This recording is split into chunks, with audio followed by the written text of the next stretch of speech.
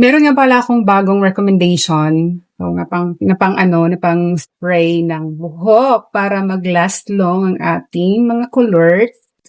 Ito siya guys, Bremad Styling Spray. Hindi siya masyadong matigas, okay? Pero naho-hold niya yung yung curls. Oh, di ba?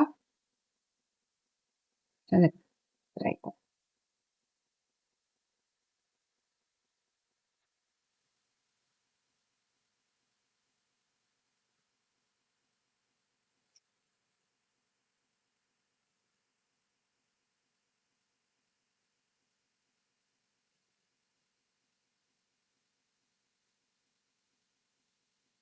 In fairness, manageable naman siya. Hindi siya gaanong matigas. Hindi ganun katigas unlike sa other brand ng hairspray. Ito mabango siya.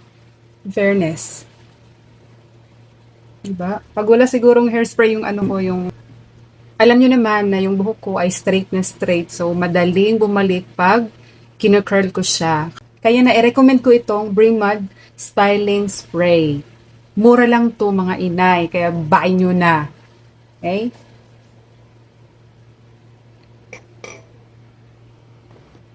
Ilalagay ko na lang sa comment section, ilalagay ko na lang sa yellow basket ang link kung saan ko ito binili.